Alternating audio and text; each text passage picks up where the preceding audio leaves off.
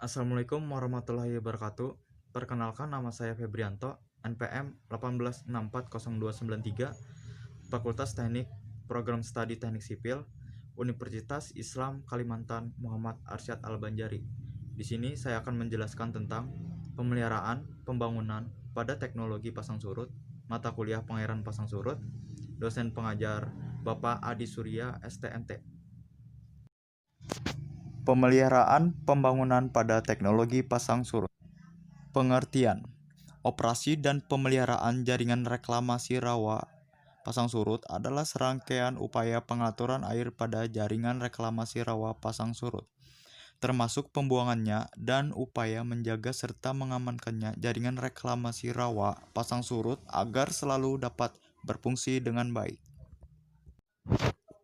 Teknologi pasang surut adalah teknologi yang pada dasarnya mampu memanfaatkan sumber daya air yang mana dapat dijadikan sumber daya listrik yang berguna pada daerah dan kota yang menerapkan teknologi tersebut. Hasil dari pembuatan teknologi pasang surut adalah generator air arus pasang surut. Generator arus pasang surut bisa disebut juga dengan nama konverter energi pasang surut, adalah sebuah mesin yang menyarikan energi pada pergerakan massa air, terutama ketika pasang surut air. A. Metode pemanfaatan teknologi. Pada dasarnya, ada dua metodologi untuk memanfaatkan energi pasang surut. Yang pertama, dam pasang surut atau Dalbergas. Cara ini serupa dengan pembangkit listrik secara hidroelektrik yang terdapat di dam penampungan pada air sungai. Hanya saja dam yang dibangun untuk memanfaatkan siklus pasang surut jauh lebih besar daripada dam air sungai pada umumnya. Yang kedua, turbin lepas pantai atau offshore turbines. Turbin lepas pantai yang satu ini lebih menyerupai pembangkit listrik tenaga angin versi bawah laut. B. Kegiatan operasi pada bangunan pemeliharaan rutin adalah upaya menjaga dan mengamankan jaringan tata air rawa agar dapat berfungsi dengan baik guna memperlancar operasi dan mempertahankan kelestarian fungsi dan memanfaatkan prasarana tata air rawa yang dilakukan secara terus-menerus, meliputi yang pertama, terhindarnya drainase yang berlebihan atau over drainage yang dapat mengakibatkan asam dan racun dan menurunkan muka air tanah atau subsidence yang berlebihan, khususnya pada tanah gambut. Kedua, terciptanya keseimbangan kebutuhan air untuk tanaman dan pemenuhan kebutuhan pokok sehari-hari.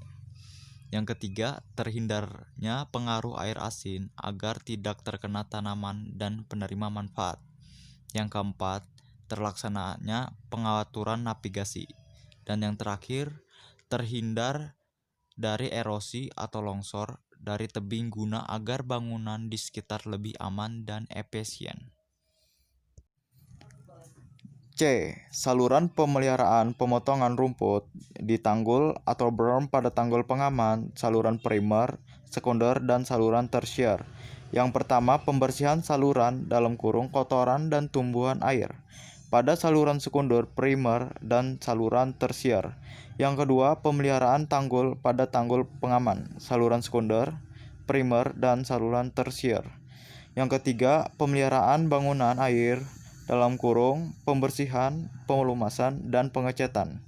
Yang keempat, pemeliharaan jembatan dan dermaga pembersihan dan perbaikan. Dan yang kelima, pemeliharaan jalan pada jalan inspeksi dan JUT atau jalan usaha tani.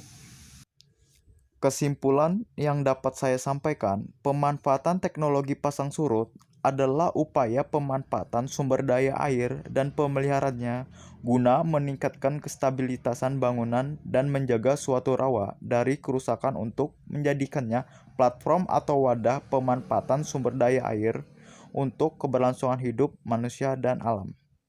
Sekian yang dapat saya sampaikan. Saya mengucapkan terima kasih. Wassalamualaikum warahmatullahi wabarakatuh.